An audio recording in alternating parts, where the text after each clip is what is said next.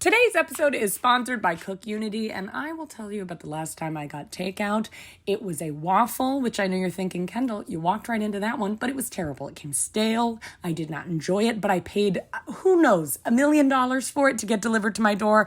No more. If you know me and you listen to this podcast, you know I'm a huge fan of Cook Unity. Recently, I ate a truffle and wild mushroom naan pizza with fresh ricotta, and spoiler alert, it was, in fact, delicious. It's easy, it's effortless, no cleanup or meal planning. Meals delivered fully cooked, just heated in as little as 5 minutes, okay? Avoid the takeout trauma with Cook Unity, affordable food crafted by award-winning chefs delivered to your door. Go to cookunity.com/BCC or enter code BCC before checkout for 50% off your first week. That's 50% off your first week by using code BCC or going to cookunity.com/BCC.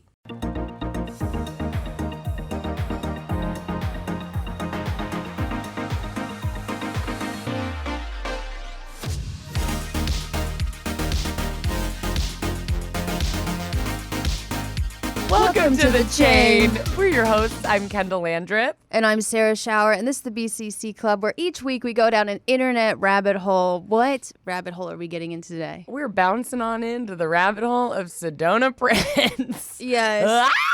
If you are a lesbian, I'm sure you know who Sedona Prince is, but don't worry if you don't. We will let you know. We will. By the end of this, you will have had quite enough of Sedona Prince, as we all maybe have. Yes. Before we get into it, how was your week? It was good. It was a lot. You're riled up coming in today. I am. Okay, but it's not about anything. I mean, you know when you just start thinking about men and you're like, God, what is it with, but I understand. I just started to get annoyed. Okay, no, here actually is something that's annoying about men. I smoke, and in the morning a couple days ago, I was like walking down the street, 7:30 a.m. I always go in the back alley to smoke because they told me not to smoke near the apartment. So I'm walking down the alley, I have headphones on, and I hear water falling, and so like I don't want to walk underneath something because I have headphones on. So I'm like looking around, and I lift up my headphones, I can't find it. This dude, 3 balconies up, 7:30 a.m., he's like, it's water, you dumb bitch. Stupid whore. All I was doing... He said stupid whore? Yes, he said both of these things. Just because I was literally looking around for where the water was because I knew that water was falling. He closes his patio door, and I'm like, I didn't do anything. All I was doing was looking... That's crazy. I know. And so, like, I was like, I just didn't... He's 3 stories up. He can't smell the cigarette smoke. I'm literally walking like... I just was looking for falling water. Yeah. Yeah. And so, okay. Oh my God, I would have I wouldn't have, but I would have gotten my partner to go bang on their door. I mean, Naomi said I should have reported them, and I know which apartment they're in, but the thing is like, is that a crime? Like, to... Call someone a dumb bitch? Well, it's like harassment, I think. I'm the wrong person to ask about this, but... Yeah. That's crazy. It is insane. I would just I'd probably go tell the apartment complex, hey, the guy 3 stories up, and I look at that out, like the layout, so I know which apartment I'm talking about. But I was just like, what the hell? But then, yeah. You should slide a note under his door that says, you're a stupid whore. Well, it's not in my apartment complex. He was just 3 balconies up. But another thing is we have a little bit of a fruit fly problem. Okay. But I realize I'm sort of Hannibal Lecter in that I really enjoy watching them all die. Yeah. I put these little like bug traps out where they're like lights. I have those. I was going to literally recommend them to you. I think they're probably the same ones where they have like a blue light behind it. Yes. They're incredible. Oh, yeah. Naomi's kind of getting freaked out because we have 2 litter boxes because we have 6 cats right now. And so there's a plug between the litter boxes. So I put one and I was like, they're going to love this. And so I literally, in one day, there's over 50. Yeah. And so then I put boiling water down all my drains. Super excited about that. I feel like I could have heard their screams. Yeah. And then I did this apple cider vinegar and dish soap hack where you like put it in a glass of water and you leave it around. And they're like attracted to the smell, but then the surface tension with the soap, they can't get out, they drown. So those are all around my house. It looks like I literally put pee everywhere in my house. And so I'm like, hopefully the cats don't drink this. Yeah. And then I did a couple more things, but I'm really enjoying watching their little bodies start to like stack up. Yeah. Well, you can change the filter too, or you just want to collect them. I want to see how packed it can get before I have to. But like, it's just so nice, and because like they've just been so annoying. Well, it feels so satisfying. I think it feels like really, because I have the same thing where I'm like, oh my God, it feels so good when you turn it over and there's like 80 bugs on it. Yeah. But I think because you're like, these were in my house. Yeah. And now they're dead. Yeah. And they're not in my house. It feels good. Yeah. And so I'm excited about that. And what's another thing? We did get Pharaoh's ashes back yesterday. Oh, I'm sorry. Yeah. We made a little shrine for him. We put all the crystals around him and a candle. And when he passed, we got to like shave a bit of his fur off and like put it in a bottle. So we put that there too. And it was kind of funny. Pharaoh really liked to kill bugs. And as soon as we lit the candle, and I know that bugs are drawn to flames, 2 massive flies just flew into the candle and died, and one of them, like one fell down, but then one got stuck to the wick. Oh and my so God. The candle kept burning, but he was crispied onto the wick. God. And so I was like, that is so Pharaoh. You do not want to be a bug in Sarah's house. No, you don't. There's so many dead bugs in your house dying horrible deaths. I get so much satisfaction. I mean, if it's a spider, I'll probably move it out because I respect the work that they do.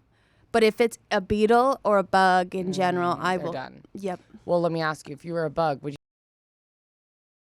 you being stuck to one of those lights or drowning in a wine glass?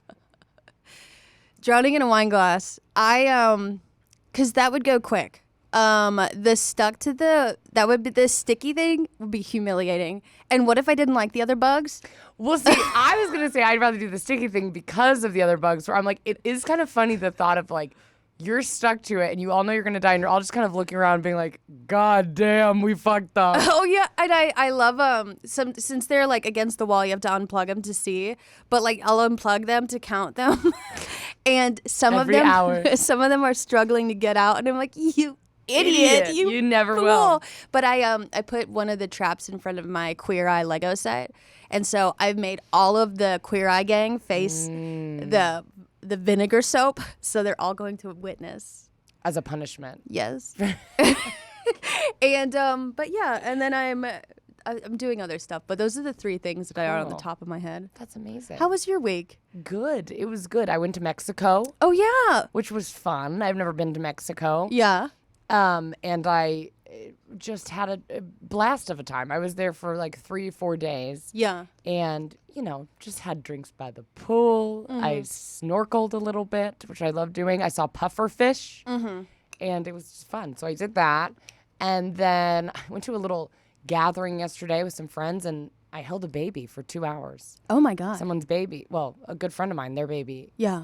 I held it for 2 hours, and it fell asleep in my arms. That's so And then I was nice. like, should I have a baby? Yeah. Now I'm trying to think if I should have a baby or not. Babies are so expensive and so much work. It's a lot. I'm always like, no. But this I have to remember. Some people have really good babies. Yeah. And the reality is, I may not have a good baby. I might have a baby that like screams constantly. Yeah. Most people don't have a baby that falls asleep in a stranger's arms. Yeah. But if I could get one of those, that feels like that could be fun. Yeah. I could just bring it to BCC Club and hold it while we record. Oh yeah, and then we could get a third tiny mic. If the baby would like to weigh in. That'd be so See sweet. how cute would this be? Should I do it? Just kidding. I wouldn't do it for so long. It'd be like 15 years from now. But still, I'm like, kind of cute. Yeah, I think I could handle a baby if I could find really good like noise canceling headphones. Yeah. The thing is I could deal with the baby crying and I'd be like very vigilant with the baby monitor, but the sound of crying would be overstimulating. Like I can deal with the seeing it cry, Yeah. but the sound would send me over the edge. I feel like the way in which I would be overstimulated with a baby is like the grossness of not even a baby, but like a 2-3-year-old. Yeah. I have a real tough time with the grubby hands Yeah. and the stuff on their face. And I feel like I would just be a mom that's very annoying where it's like I'm wiping their face. They can't even live their life. They haven't learned their alphabet because I'm so busy wiping their face constantly. They have like a chapped cheeks. 'Cause you're 100, but they would have Yeah. their face would be so red. Their Yeah. hands would need to have lotion on them constantly. I would be so annoying with that, but I'm like, it grosses me out too much. So I think that overstimulates me with Yeah. children. But a baby can't do anything. When they can't walk, talk, or move, Yeah. come on. Sign me up. They can scream at the top of their lungs. And I know that we were all babies once, but like, it's like, do they? I cannot picture you as a baby. I was a very cute baby. Wow. I had a massive head. I could see that. No, I don't know. I could just picture you seem like you would be, you know what they call conscious babies?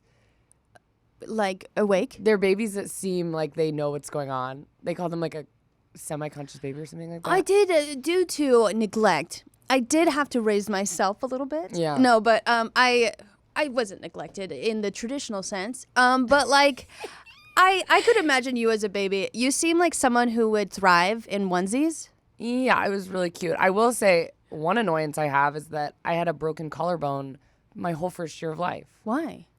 during birth. Broke my collarbone. And then still to this day, I feel like my parents would be like, well, Kendahl cried a lot when she was a baby. And I'm like, why Yeah. had a broken collarbone? Yeah. So but it is scary, the thought of having a baby that cries a lot. I think that just because you can't go anywhere then either. Yeah. So that's annoying. But I feel like I was a fine baby. I feel like I looked like a really normal baby. I feel like I looked like a baby doll Yeah. that was just like, I was bald for a long time, Yeah. but I wasn't very cute.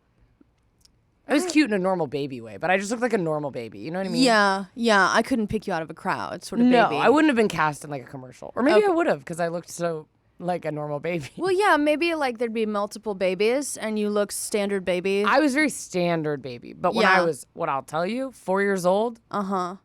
not to be perverted, I was hot. Okay. My mom took me through a real crop top phase. Oh. I was always wearing these. She did my hair in those like cross, like where she'd braid and cross them. Do you know what I'm talking about? Yeah. I just looked iconic. Like 4, Yeah. I was a really cute 4-year-old. Yeah. 3rd grade, not good.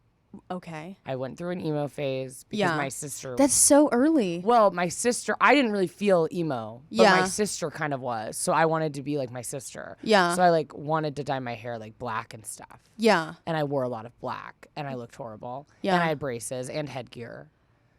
And just overall not. Well, I was trying to do emo, but I still wore my Crocs. Like it just wasn't Yeah. a good look. So I wasn't a great. Were you a hot 3rd grader? Let me think. 3rd grade is 2003. How I picture you is a lot of gaucho pants and those Yes. like monkey shirts. Yes. So in 3rd grade, I was living in California at the time. I was very blonde, very cute. I guess, yeah, I was a cute 3rd grader. Middle school, less personal expression because I went to a private middle school, so it was all uniform. So I missed out on the emo phase purely for the fact that you could not do emo.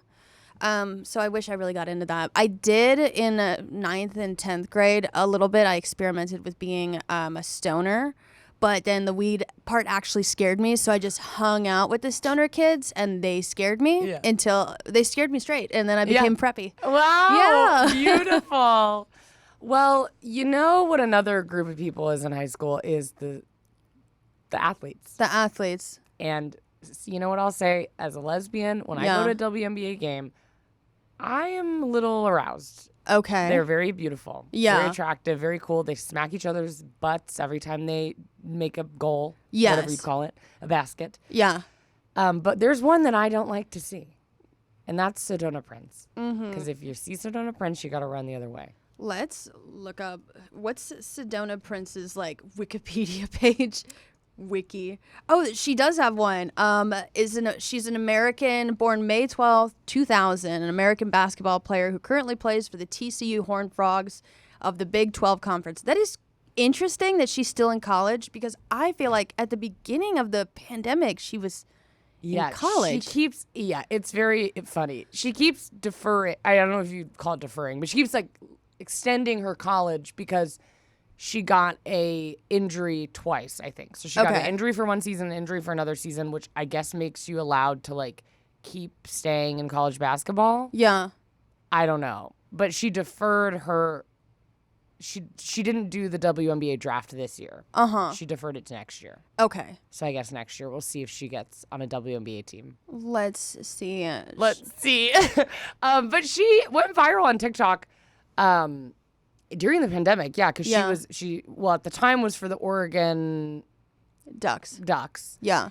And she talked a lot about how there was like a lot of inequity within which is obvious, like the men and women's teams. Yeah. And actually did a lot of great work for like women's basketball. Yeah. But then starts dating online and showing her relationships online. And do you remember the first girl that she dated? This was a long time ago, but it was like a viral overnight, like they met and it was love at first sight. And then within a week, it was like over. And I feel like that's when it kind of began the trope of like, don't date Sedona Prince. Yeah. Because Sedona would like be like, hard launch of my new girlfriend. This is the one. And all the comments would kind of be like, let's see how long this lasts. Yeah. So she falls hard. She falls fast. Some might call it love bombing. I don't know. Yeah. And recently, why we're talking about it today, is because recently her recent ex-girlfriend, Liv, posted a 10-part TikTok series about why they broke up. They broke up in Mexico, and it was a really intense story. And following that, ex-girlfriends of Sedona have reached out to me. No, they've like posted on the internet being like, this was also my experience, and she is a very scary person. And now I think there's a change.org petition to get her off the TCU basketball team. Which I'm like, listen, that's hard because I'll tell you, I would say there's more stories about mean basketball players than there are about most things. Like, I was gonna say, like, I mean, you want to talk about equitable? Then, if being an awful partner would get you kicked off a team, I don't think the NBA or NFL or NHL would exist. Like, you know what I mean? 100%. If I was dating someone and they told me they were a professional basketball player, I would be like, hot, but also red flag. Yeah, I think when people date and this is by no means like victim blaming at all. Like I'm saying, like it's just in Hollywood and being around entertainment people or any sort of high profile person, you do have to go in with sort of you manage your expectations. Because I mean, people who are in high demand, people will do wild stuff for high demand people, and it's just a whole thing. Today's episode is sponsored by Cook Unity, and I will tell you about the last time I got takeout. It was a waffle, which I know you're thinking, Kendahl, you walked right into that one, but it was terrible. It came stale.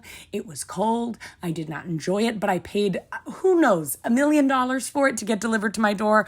No more. If you know me and you listen to this podcast, you know I'm a huge fan of Cook Unity. With Cook Unity, you get affordable restaurant quality food from award-winning chefs delivered to your door. Go to cookunity.com/BCC or enter code BCC before checkout for 50% off your first week. Recently, I ate a truffle and wild mushroom naan pizza with fresh ricotta. And spoiler alert, it was in fact delicious. The chefs you see on TV and in 5-star kitchens are the chefs that make your Cook Unity meals. Avoid the takeout trauma with Cook Unity, affordable food crafted by award-winning chefs delivered to your door. Go to cookunity.com/BCC or enter code BCC before checkout for 50% off your first week. That's 50% off your first week by using code BCC or going to cookunity.com/BCC.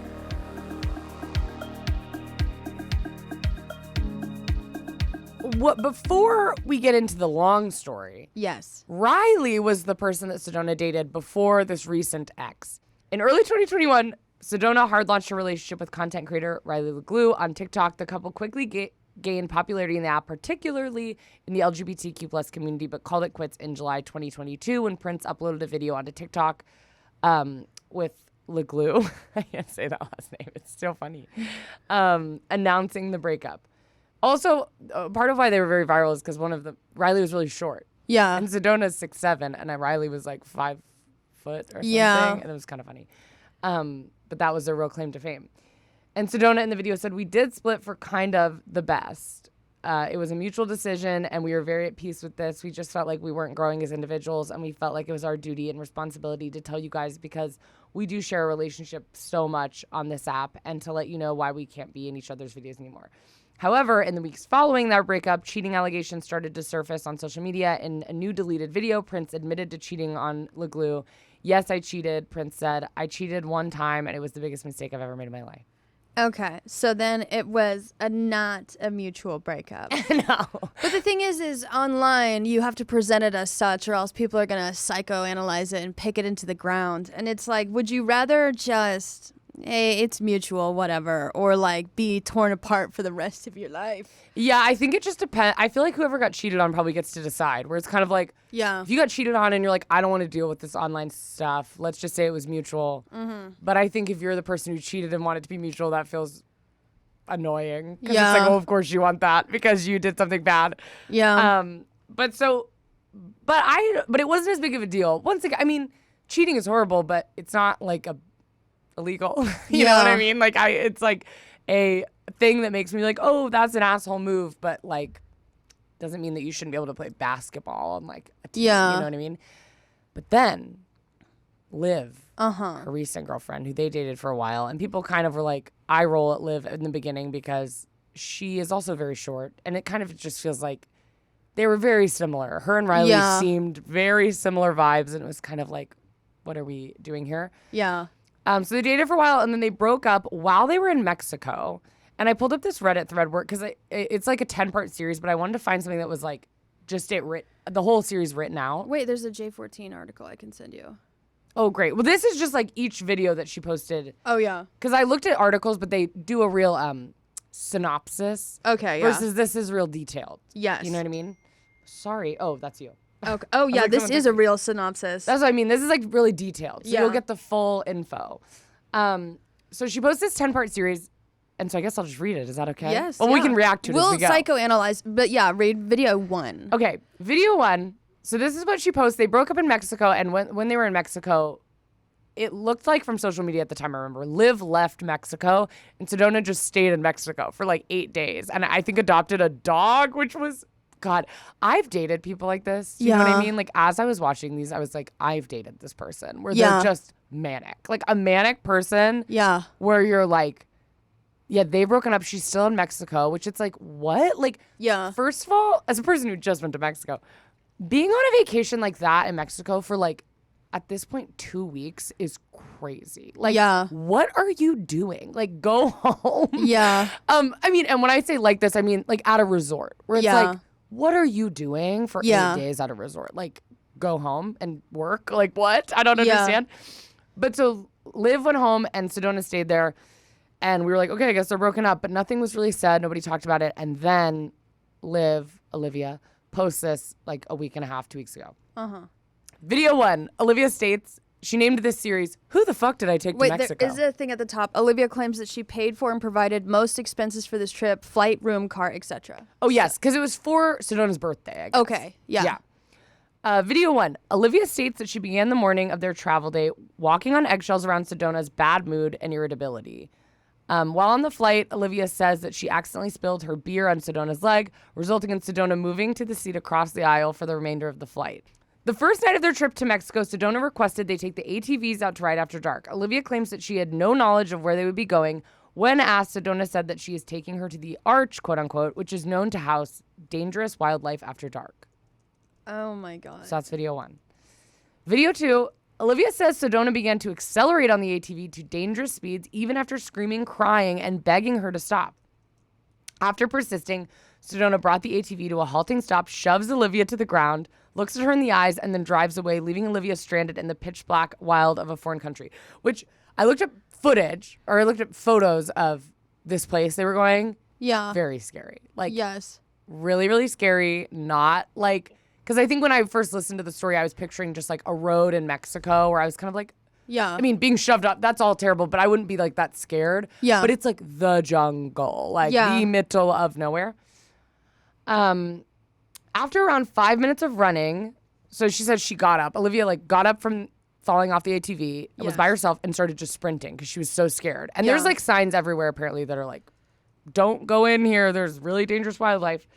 So after around 5 minutes of running, Olivia says that Sedona had turned around and made her way back to her. Yeah. Olivia says Sedona crashed the ATV, so she ran over to Sedona asking her if she was okay, in which Sedona responded by pushing her to the ground and saying, "Get the fuck off me," as well as telling Olivia that it was her fault they were in that situation. After flagging down someone to tow the ATV back into town, Olivia says that Sedona was steering the ATV aggressively, swerving and yelling. Olivia was then thrown from the ATV and blacked out. She says she woke up to Sedona forcing the group of people to try to help them to leave. This left them once again stranded with no phones because I guess also she says that Sedona said they weren't allowed to bring their phones so they could be more present. Okay. So nobody has phones. BS. Yeah. Yeah, scary. Video 3. After the wreck. Wait, let me. This reminds me of. I mean, I know that this is actually the exact same situation, but this reminds me of you haven't dated much men. No. But like, or I don't know if your father has ever done this or did this. You know when you get in a car with a dude who you're dating and he drives really fast to scare the shit out of you? That's crazy. No, but that's scary. I feel like people listening, like you ever... I feel like I can picture this though. Yeah, like they'll do this thing where they're like pissed off and they drive like 100 miles per hour and you're just like screaming and crying. And it's like a control tactic, you know, like you have control over their life right now.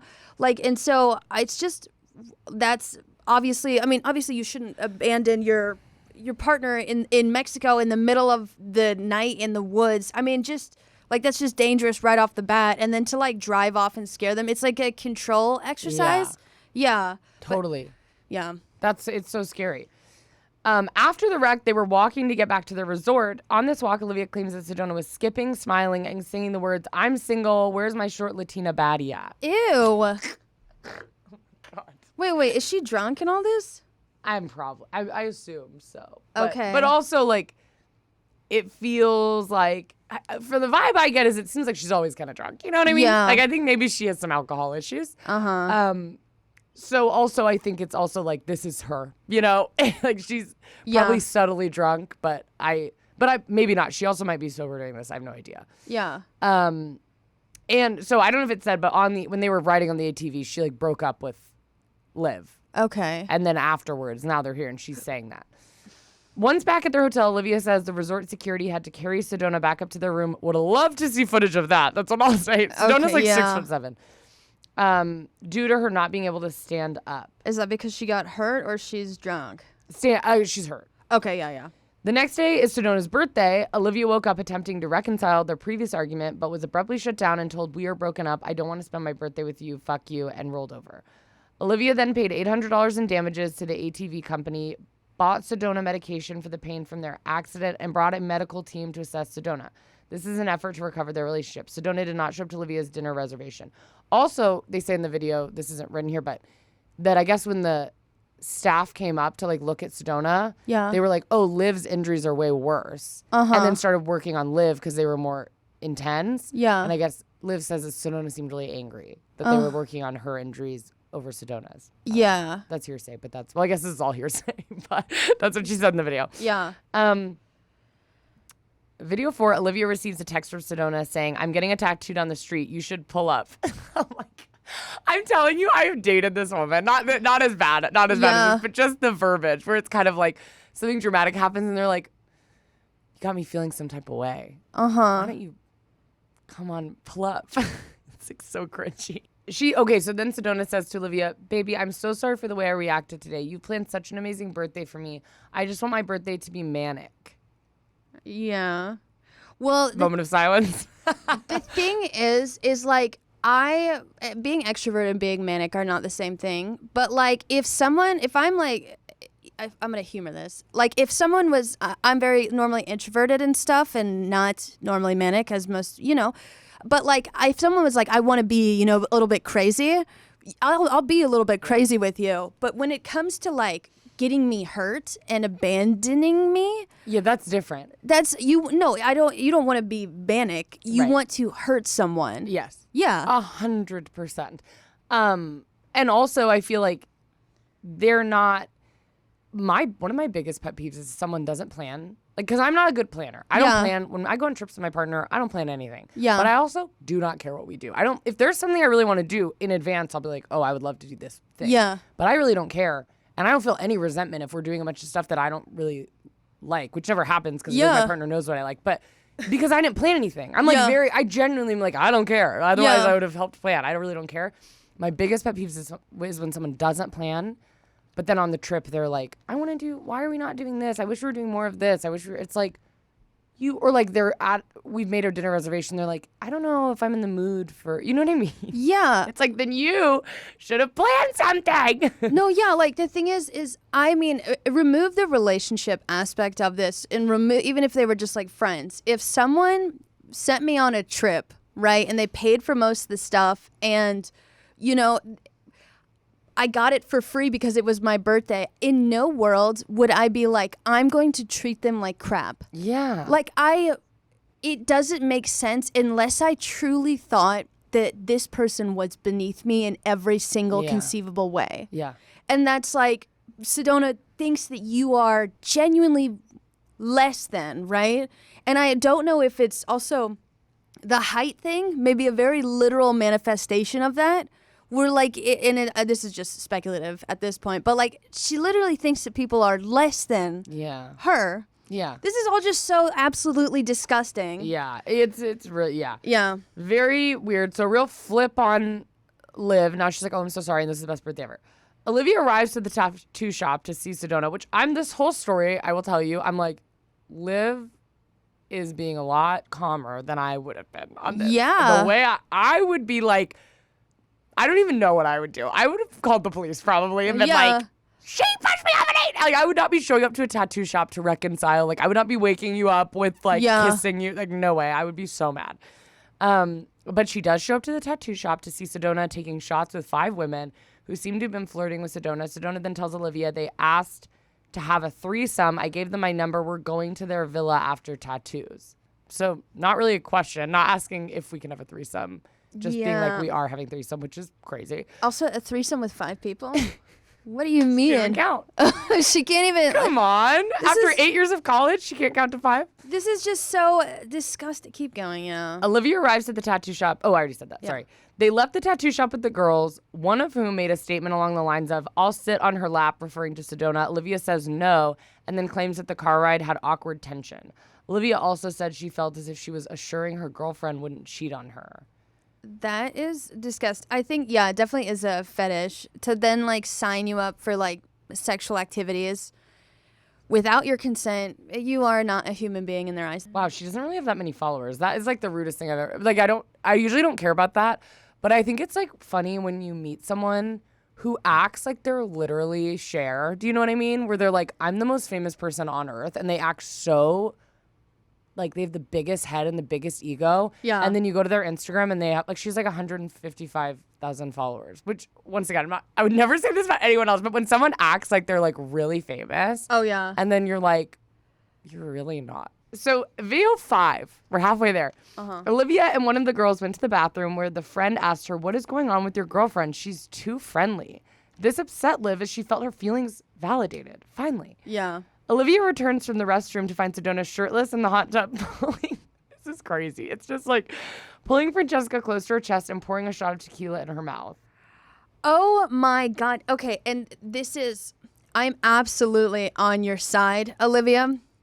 I would have left. That is at this point. So I watched this on the couch when we pulled up. You know, it's a big TikTok drama if my partner and I have pulled it up on the TV because we never pull stuff up on the TV, but we pulled TikTok up on our TV when we had a friend down and we all watched it. And at this part, we were like, once again, I know when you're in a bad relationship like this, it can make you blind or feel like it's a lot of emotions. Like, I've done my fair share of things where I look back, I'm like, why did I stay through that? Like, why did I do that? So this is not me blaming you, but it does start to get like comically, she continues to be like, so I just said, it's okay, babe, we'll work through this. And I was like, no, Liv, this is so bad. Because I'm like, at this part, because cheating too feels like the most justified. Like, there have been relationships I've been in where I'm like, I hope they cheat. Because if they cheat on me, I can just be like, it's done. Like, we're done. Like, this is over and I can just be mad at you and that's it. So it is so, at this part, we started to be like, Liv, you gotta get out of there. Yeah, and I want to assure Liv, like, if I had the ability to go back in time, the only thing I would do was show up to your hotel and be like, hey, dude, you don't know me, but you're not crazy. What is happening right now is crazy. A crime. Yeah. You are injured and being taken advantage of. Your partner's a piece of shit, cheating on you, fetishizing you. You need to go home. And then she's like, who are you? And I like, you know when you're like, don't get to stay back in the past long enough? And then I start to run and I like disappear and my clothes drop to the floor. And she's like, did she just get raptured? It's like, and then I have to reassure her 4 years later. No, I just disappeared. Yeah. Sorry. So video 6, Olivia tells Sedona she's going to go back to the hotel.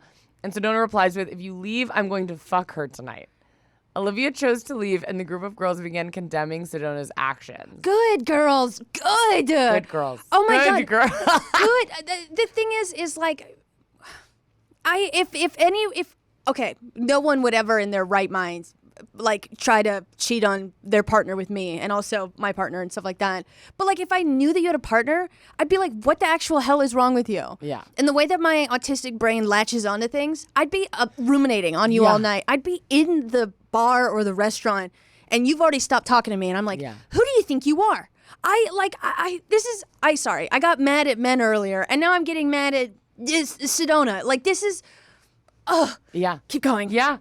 It's crazy. It's absolutely wild. Also, I'm picturing the woman who's in the hot tub. I'm like, what does she think about all this? Because now her friends, supposedly, I assume her friends from the tattoo shop, are like yelling at Sedona, being like, fuck you, you're so terrible. And she's just in the hot tub being like, oops, sorry guys. Yeah. Not that it's her responsibility, but I'm like, I wonder what her opinions on this are. So then Olivia tells Sedona she's going to go back to the hotel. Oh, I already read that, sorry. Liv realizes she still has Sedona's phone in her bag, so the group of girls brought it back to Sedona once again. I would be way too petty. That phone would be in the ocean. Yeah. There would be no world in which I would bring that back. So the girls brought it back to Sedona and told Liv to stay outside. Liv then claims she heard a blood-curdling scream, and the girls came running out of the house. The girl said, "We are leaving with or without you. Your girlfriend is a psychopath." Then they began to explain that the look in Sedona's eyes was the scariest thing they had ever seen. Liv says she knows exactly what that look was. Yeah, it's like devoid of emotion. Ooh, scary. The girls leave and Liv stays behind and begins to look for Sedona. Once found, Sedona claims to have broken her ankle. So Liv picked her up. Okay, that doesn't make sense. Dude, you got to get off the basketball team too. You got so severely, like 2 days in this trip, you've like actually hurt yourself so severely. You are a liability, just separately. But also, Liv picks her up. There's no way. Liv is literally like 5'1", and Sedona is 6'7", over 200 pounds. I'm sure. Yeah, she's so tall. I'm like Liv. There's no way. But maybe Liv's secretly really, really strong. You're also like breaking your bones like they're cigarettes and toothpicks. I know. I'm like, she must be drunk. You need calcium. Sorry. I know, but truly. Yes. This is a separate concern, maybe more than even all the abuse that's happening, is that her bones are very brittle. Yeah. Very upsetting. I mean, for someone so tall, you probably need more calcium than most. Okay, yeah. So Liv picks her up because apparently her ankle's broken out, brought her to the taxi, and had her escorted to their room by security once again. The poor people that work at this resort are like, please. We're not a hospital. Yeah. And how do you guys keep hurting yourself so severely? What are you doing?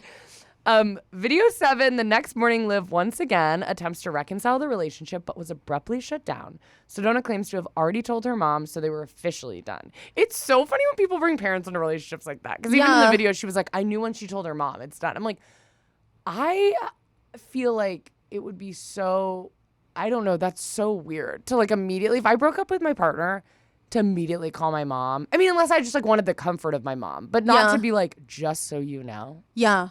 It's done. And I can't start again because now you know. This is something I like. Okay, I understand that I'm not close with my family, but I feel like there's something off with like people who are like, okay, this reminds me of Queer Ultimatum, right? Where there's that blonde girl who her girlfriend sleeps with that one girl. Yes. And then while they're at the table with dinner, the blonde girl is like, how am I going to tell my grandma that you cheated on me? And I'm like, why would you say that? And what does she say? Oh, it's been a long time since I've seen it, but we talked about it on this podcast before, where she's like, I'm going to have to tell my grandma that you fingered another girl. What? Like, it was like specific. And I was like, you actually don't need to tell your grandma that. Yeah, like, and that's the thing is, it's like people gaslight me. They're like, oh, that's just the relationship I have with my family. Just because that's the relation, that doesn't mean that that's normal. I understand, like, you know, after the fact, you tell your mom, oh yeah, you cheated on me or whatever. But I mean, I understand when your mom is your best friend,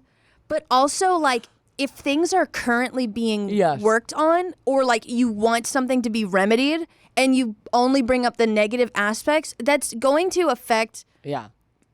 I mean, okay. Yeah. Yeah. That's like I feel like the best advice I ever got was like, don't tell people about fights you have with your partner.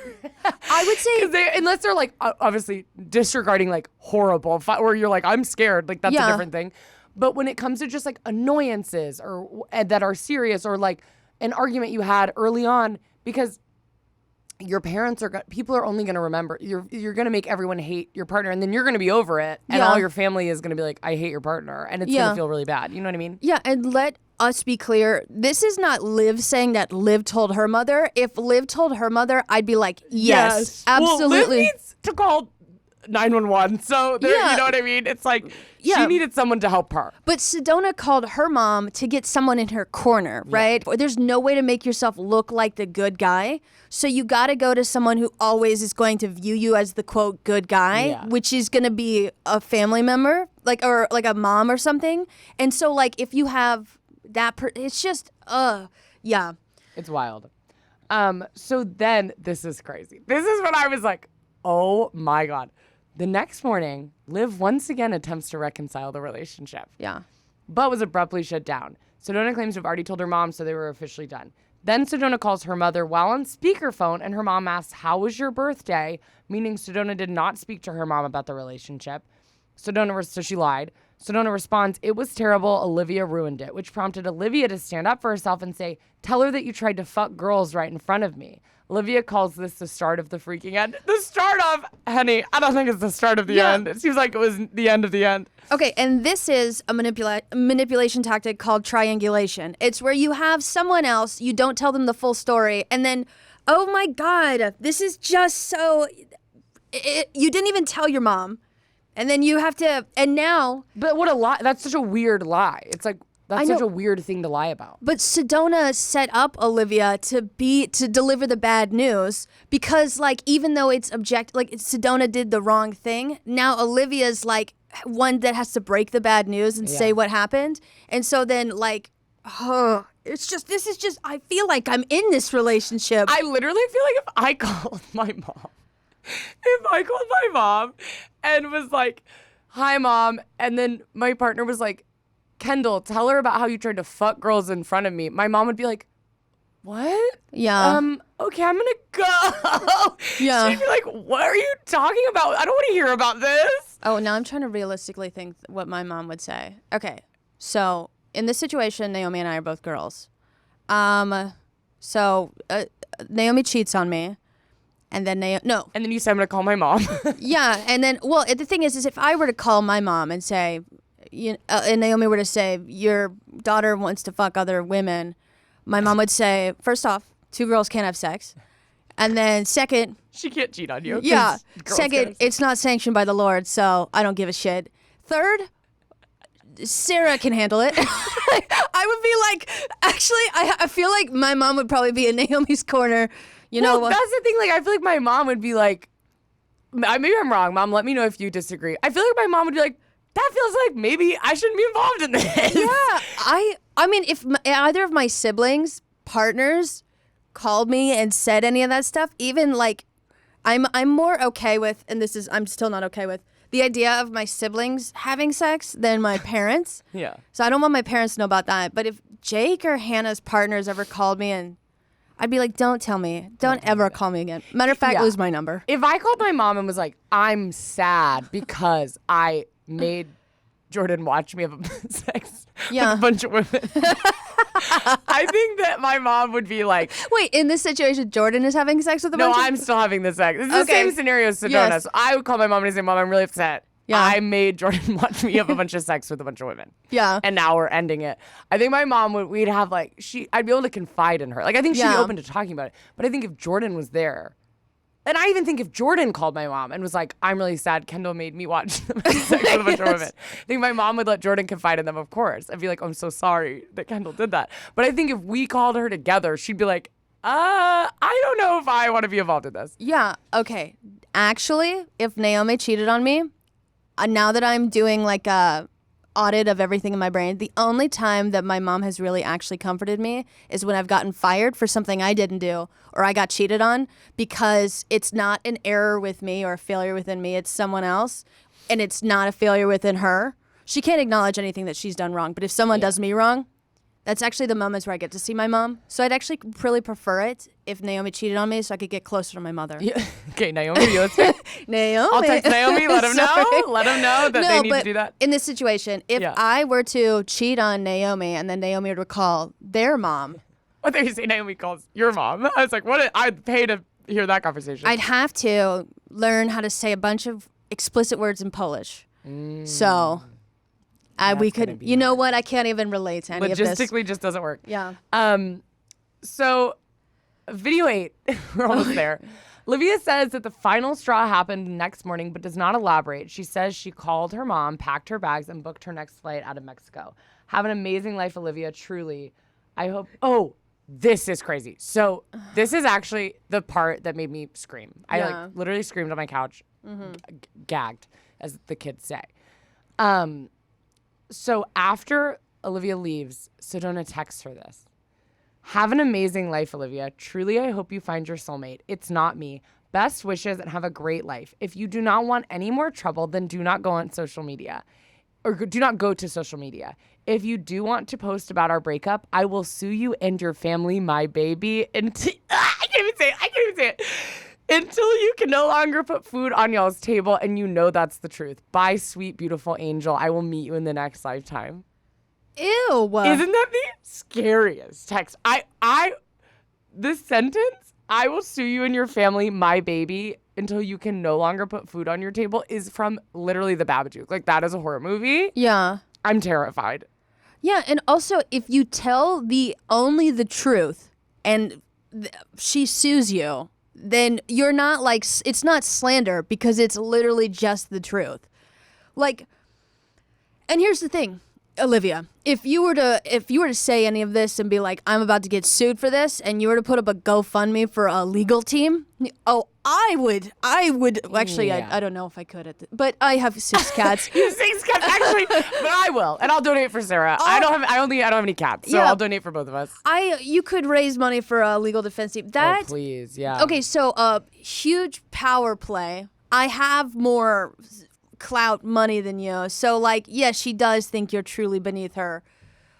Yeah, in every way possible. But the wording is like maybe the scariest thing I've ever seen. Like because there's 2 sides to every story, obviously. I'm sure. This one sounds pretty cut and dry, but once again, like I guess we have to acknowledge it's only from her perspective. But seeing that text, I was like, this tells me actually everything I need to know, because this is the most terrifying text I've ever seen in my entire life. And the way that it's also like, do people know what suing is? Because you can't just sue people for that's not a thing you can sue people for.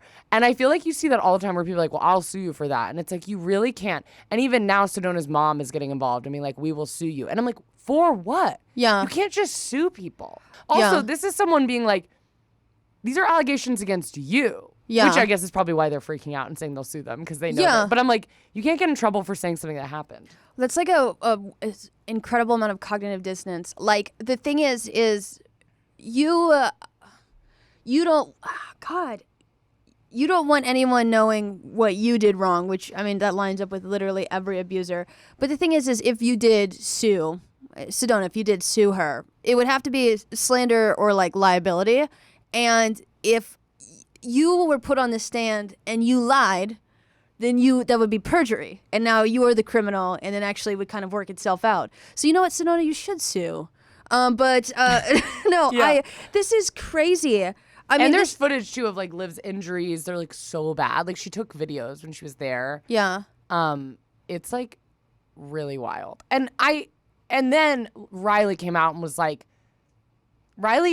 which I think is like telling, like really hadn't said anything about the breakup. Like, I don't think, I think you can tell when people went through something really bad when they go really radio silent, because they're like, I literally don't even want to think about this. Yeah. Even though I'm like, yeah, Riley could have made a real social media following from this, I'm sure, from dating Sedona and going through breakup and doing a 10-part series about the breakup, but she didn't, because she was just like, didn't want to deal with it. But she did comment on one of Liv's posts, just being like, I don't want to weigh in on this stuff, but like, or I don't want to post about my stuff, but I just want to comment in support, saying that like, this is all true, and I can tell because it's like so similar to what happened to me. Like, it's very similar behavior. Yeah. And then I think a couple more exes have come forward and been like, yeah, this is exactly how she was to me too. And it's the same type of stuff. Yeah. Very scary. It's always weird when someone like, I think athletes sometimes, they grow up in such a small world where it's like very young, people like they're really good. And then they get like a private coach or their team at most. Yeah. And they're like the star of these like 12 people. And their coaches are being like, you are the greatest of all time. And you're the most important person to all of these like 6 people. You're so talented. You're amazing. But the rest of the world like doesn't care. Like, I mean, well, fans of the sports care. But in like on the grand scheme of things, like if you were to remove one profession, if we had to remove a profession, I'm sure basketball would be talked about as the one thing to remove, or sports in general, because it's like you're not really necessary for any, like you're not doing anything besides like playing a game, and you know what I mean? Yeah. But they think they're so special because I'm like the ego that Sedona has. I mean, she's not even in the WNBA. Yeah. Obviously, like she's definitely probably going to be. Yeah. Maybe. I actually have no idea, but it seems like it. I don't know. From rumors I've heard. But it's like Sedona's not famous. Like, ask any of our parents who that is, and no one would know. Yeah. Ask most people who aren't gay, and they wouldn't know who that was. Yeah. Which is a bummer for women's sports, obviously. That is also sad. But at the same time, it's like Sedona acts, like I said, like she is Prince. Like she thinks she is the most famous person on earth. And then I just went to her Instagram and I was like shocked. I'm like, she doesn't even have that many followers. Like, and once again, I do not care about that. But when someone acts so like they are, which it's not cool if anyone acts like that, but you're acting like you were Frasier. Yeah. That's the most famous person I can think of is the show Frasier. Lesbian WNBA icon. Yeah. You're acting so famous and you're like not. You're a college basketball player. That's really cool. But like I have friends who played sports in college. A lot of people play sports in college. And if you're in the WNBA, that's still cool. But like you're not the most famous person on earth. Yeah. And they really act. But I think sometimes sports can give people a warped sense of like reality a little bit. Because they grow up in such a small. I mean, you look at like Venus and Serena Williams. It's like they ended up being really famous. Yes. They are iconic. Yeah. But I only to say they grew up like they got people were like, oh, they're really talented at a young age. Yeah. And then they got taken to this like, well, I watched the movie. This is maybe unless the movie stretched the truth, but the movie I watched, I don't know. They are taken to this like private coach and they're just trained with a private coach for like their whole life. Yeah. Where it's like just them and this man training them. Yeah. And then they're famous. And so they actually are insanely iconic and so talented. But at the same time, like their perception of the rest of the world was so warped. You know what I mean? Where it's just such a small group of people who are like, tennis is the most important thing on earth. Basketball is the most important thing on earth. Sedona, you are, and because basketball is the most important thing and you're one of the top 2% of basketball players, you're the most important thing on earth. Yeah. And it's just like, no one really. No. You're not. I think, I mean, like sports, like the sports crowd, you do engage in like hero worship as well. And so like famous sport, like athletes are like kind of the American dream as well. Yeah. So if you internalize that and you're like, I am God, and then you're going to think everyone is less than you. But then I think the difference between tennis and basketball is that I think that Serena and Vanessa actually probably they could be a lot more godlike. I think they should demand that we worship them. But like, well, some people are so good. Like that's the thing too. So like, but the thing is that's the thing. They are so good. Yeah. I feel like they probably feel insecure at times. Yeah. But insecurity is probably not what fuels them to be great, right? It's like actual like hard work, dedication, like work ethic. Whereas like Sedona, who's 24 on a college basketball team, and I mean like I love people who do education later in life, but you've broken multiple bones. You are like really insecure in your position, and so like what are you gonna do when you've been benched and you haven't graduated and you haven't gotten drafted and you've been pushed back? You're going to like feel like you have very little control and that you deserve to be worshipped, right? Like I'm this great basketball star and I'm also like, according to some online, hot. So like you have this inflated ego and just you become But I'm also like, if someone has a really big ego, but they're really good, I'm kind of like, it's okay. Yeah. Like, once again, if Serena Williams was like, or if That's what Simone I'm- Biles, but these people never are. That's the thing. These Yeah. people are never the ones who are the biggest egos. Yeah. Like, I mean, Simone Biles famously in interviews, you're like, girl, hype yourself up a little more. But she'll be like, I don't know, I'm just like a girl and living in the world, and I'm just like do this gymnastics. And you're like, you're literally the most incredible athlete of ever. Like, it's insane. But it's always the people who are not the best of all time. 'Cause I'm like, if Serena Williams was like, yeah, I'm the greatest tennis player of all time, and like literally no one could ever defeat me, I would be like, pop off. Like, yeah. Like, and you earned that. But it's similar. I mean, even like in the influencer world, I guess I'll map it onto my life. I experience more.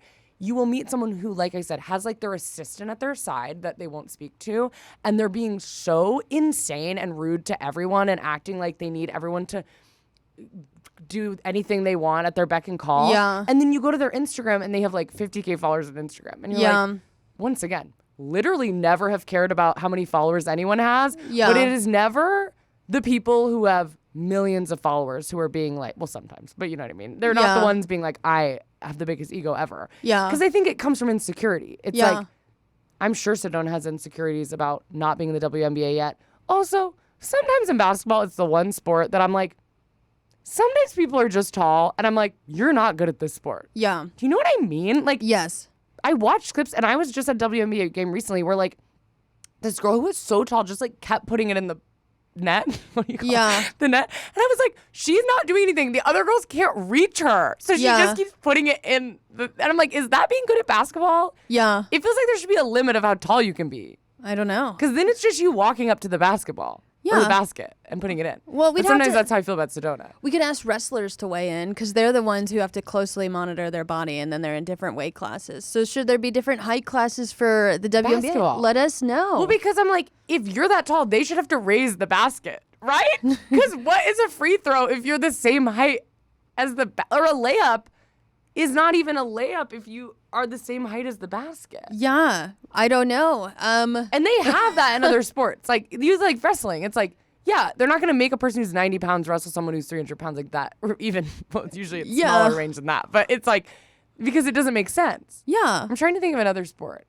But like, I don't know. I'm sure there's, I feel like in sports, but it always just feels crazy. And Sedona's so tall. Okay, this is going to sound really weird. The great thing about abusers is that they are incredibly consistent. So like you can predict pretty much what will like happen next. And this is, I'm not saying anything like, I'm saying for the next person who dates Sedona, which could be one of us. I would assume I don't know how it's going to happen, but you have a pattern that's already been established. And this is something for Riley and Olivia.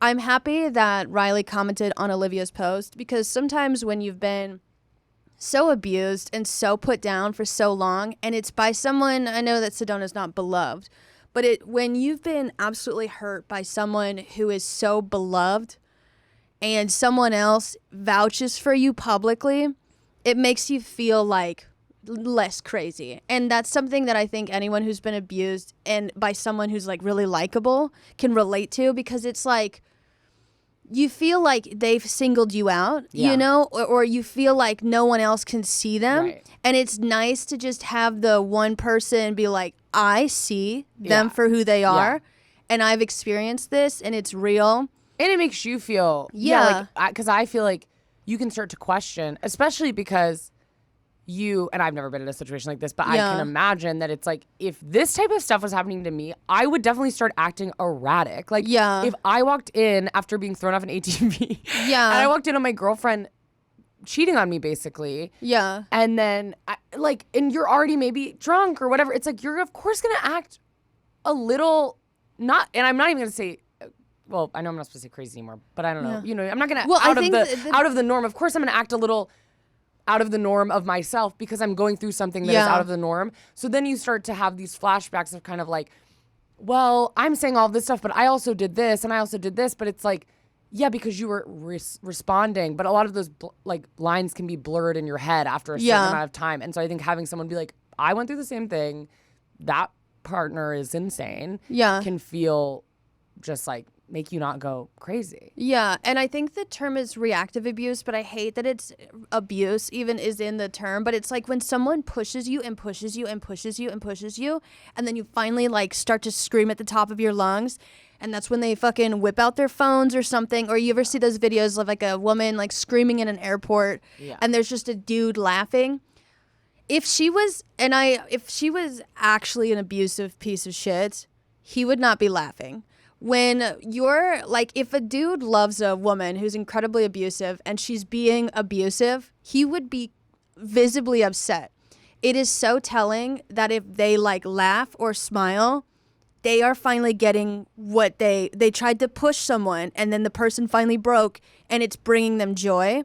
So whenever I see a woman breaking down in public, I always look at her boyfriend. If he has a hint of a smile on his face, she's not the abusive one. But like if Olivia, you had every right to absolutely scream at the top of your lungs, to leave, to react. And I personally would have never thought you did anything wrong. Yeah. I mean, other people, whatever, but like, I don't know if this accounts for anything, but like, she pushed you in every conceivable way. And like, I'm sure it was like so... Just any Olivia's like not listening to this. I'm always like, and whoever no, we're talking about, I'm always like, but I mean, there's and people, Obama, if you're listening. Well, I mean, there's people who can relate listening, yes, you know, yeah. So to those people like Olivia, I would say too, just like, honestly, even though I would not wish this on my worst enemy, I also am like, I've never been in a relationship. I've never been in an abusive relationship, but I've been in relationships that are toxic. You know? And I think at the end of it, I felt so stupid. Yeah. Which I feel like I've heard her maybe somewhere in there kind of express where she's like, I know this is embarrassing that I kept coming back or whatever. But like I had a relationship one time where truly the girl was like, I don't like you. Like and which looking back, it's like makes me feel so weird because I'm like, was I being really insane and like stalking this? I wasn't. This was like my girlfriend at the time. She wanted to be, she would get back together with me. She would come and try to get back together with me. But at the same time, I was like, I just don't like really like romantically like you. But then we continued dating and I like would keep, I don't know what I thought was going to happen. Like I just kept, I was like 18, you know what I mean? Yeah. But she would be like, I have a crush on this guy in my class, but I want to try to work it out with you. And I would be like, thank you so much for being open with me, you know? And it's just like so embarrassing looking back. And I don't know. I mean, I would never do that now, but also it's like at the time it feels you're so wrapped up in everything and it's so the emotions are so high and you feel so, especially if you're dealing with your own stuff. Like at the time I had my own like attachment issues and trauma that I was trying to work through in relationships that I wasn't able to. But my point in saying this is at the end of that, I think I left that relationship so much more clear in what I wanted. Yeah. I ended up like ending it and being like, no, I don't want to do this anymore. Clearly, no sweat off your back, I guess, because you don't seem to be interested anyways. But she was upset when I broke up with her because I think it was like a ego power thing. or an ego thing. I don't know what it was, but I ended up ending it. And she's great. I mean, I would be friends with her probably. She's a nice person. But it was just kind of like, I think when you're in it, it felt so hard. Then she's actually, no, she's not a nice person. Thanks. I mean, we're not friends. I mean, I'm just saying, I don't think she was like, I don't know. I'm sure. But my point is I also probably was being like, I'm like a healthy person would be like, great, then let's not date each other early on. And I think there was a lot of, you know, it was just kind of like a toxic back and forth. Like, oh, we'll break up and then we'll go and kiss each other and then we'll leave and then you'll show up at my door and then we'll whatever. Yeah. And it's like, I shouldn't, if I was me now, I would be like, I'm not doing that. You know what I mean? Yeah. But it doesn't mean at the time I was an idiot. But I think I left it knowing so much more what I want. Yeah. And so I just think every relationship gets better. I just think every relationship I've ever had, the next one is like 10 times better because you've learned so much. My point is just don't feel stupid because it is really when you're in that type of situation with a person that manipulative. Yeah. Doing things like I called my mom when they didn't call my mom. Like what a weird thing to do. And I know it's like one of the least bad things she did, but it feels really telling where it's just like a liar, like a pathological liar to make you feel bad. Like they want you to feel bad. That is, I don't know. I think they dated for like a year. I can't even imagine how exhausted your brain must be after a year of that. Yeah. And Olivia, I'm sorry that this happened. Or anyone who can relate to Olivia, this shit sucks. And I hope you guys never have to deal with this again. But honestly, I was looking this morning, Olivia and Riley both have like gained a following. And I'm like, I do love the internet for that because Yeah. I'm like, at least, you got fully traumatized on the internet and then fully, especially Riley, like I think people were not as, it's kind of like when someone comes out being like, this person abused me, and then you look back 10 years ago and there was a person who also came out and everyone was really mean to them, you know what I mean? Yes. Or got like exiled from the industry and you're like, Yeah. that sucks. I think Riley was like not given as much hype as Liv was and was kind of put down a little bit because people still wanted to hold out hope that like Sedona was this hot basketball player, which I don't understand. Like, not to be rude, they're not hot, right? I never say that about anyone really, but I'm like, they're rude enough that I can be like, what is the pull to this person? Yeah, I think people also don't realize that there's also power discrepancies between influencers too. So like I think Riley did gain a following, but like if Riley, Sedona's following is significantly larger, like there is still a power discrepancy. 100%. I'm just glad they can make any money off. I'm like, if you can make any money off this, like if you can not work for 6 months and just heal from this and be on the internet and use the creator fund, I'm like, that's incredible. Yeah. You deserve a break. Don't go with anyone or go with your friend. Like it just. But also a reminder to even me that if like you see someone in public being really mean to their partner, maybe you could be like, I don't know. Sometimes it's so hard. I think it's so hard because you never know what the situation is. Where you're like, well, I don't want to overstep.